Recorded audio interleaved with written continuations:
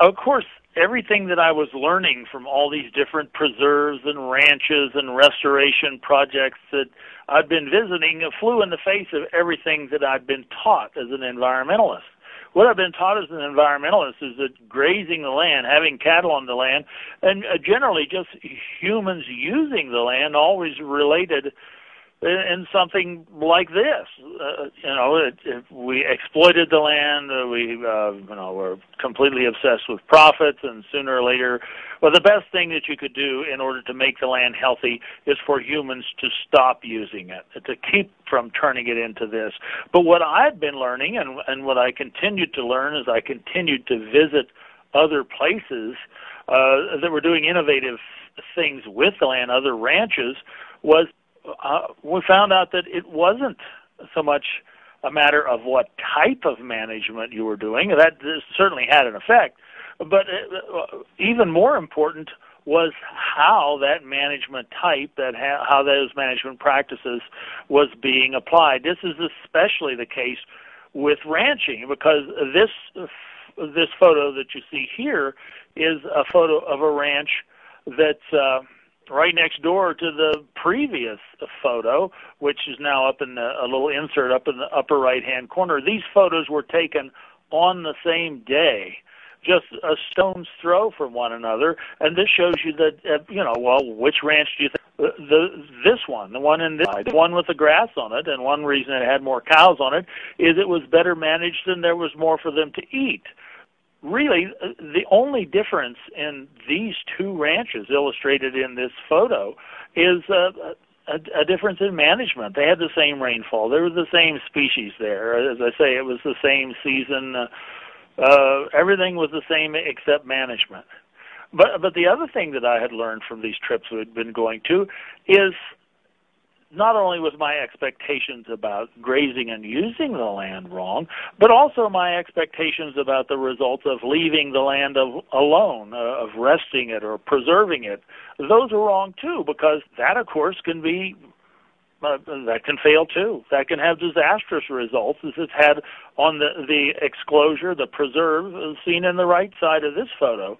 And when it comes to restoring the land, often the challenge is that when you're doing something wrong, you then do something different. And in this case, the difference that we had been doing was we didn't preserve the land more, as some people suggested. I've had folks tell me it takes more than a lifetime. But the thing that we realized is on the left side, in this land that was preserved, we're losing soil. The soil is washing and eroding, and wind eroding from this place. So as you rest it, as you continue to apply this mistake, it only gets worse. So on the right side of this photo is the place, if you'll remember this photo, we've used this before, we saw this before, it is where we brought animals onto the land with seeds and with organic material and applied animals and applied management, applied grazing as a tool of restoration. Well, as you've seen from the photos we've been looking at, I have lots of examples of this, and I've taken examples of this to environmental meetings all over the West. And in some cases, we've taken the environmental groups, we've even taken them out on the land, and we've done monitoring, and we've got out monitoring forms, and we check the preserves, and we check the ranches, and I asked, they asked, what's working? What works best? Are our assumptions about using the land right or wrong? Are our assumptions about preserving the land right or wrong? And I've been doing this for years. And the thing that's really surprised me is I'll get good reactions for the moment. We even had one lady come to one of these where we showed the slideshow first. We took these folks out onto the land and showed them some of these restorations in person. She wrote back a letter saying, "You not only changed my mind, you changed my life." But the thing that surprised me is, even though it's caught on in some small areas like the California Rangeland Restoration Coalition, it hasn't really caught on. It hasn't grown. It's still a fight to get these groups to accept it, even in the case of like the vernal pools, where we took them out. Well, it wasn't me, but where they learned actually from their own science teams that leaving the land alone wasn't going to get them what they wanted, wasn't going to sustain these vernal pools. And it just has never caught on. And so I'm wondering, why would anyone choose this? And you recognize these as the results I've been showing you of the failures of preservation and rest. Why would anyone choose this instead of this? And these are the successes we've been able to achieve by working with ranchers, working with people who use the land. I've been to a number of seminars that have asked the question, what gives us humans the right to use nature? What gives us the right to use, do we have the right to use the land? And when I see these and I see the difference in the slides I've just shown you and these, a question that comes to me is, do we really have the right not to use the land if we're true environmentalists? And this is what you can get by using it wisely and using it in a restorative way and using it with a plan that tells you if what you're doing doesn't work, do something else. So I've asked why aren't the environmental groups really accepting this and taking it, learning with it, adapting these things, pushing it beyond what I've learned, and then it suddenly, I visited environmental sites, and this is what I see. I see, I see politics. These are all political statements. These are all political sites.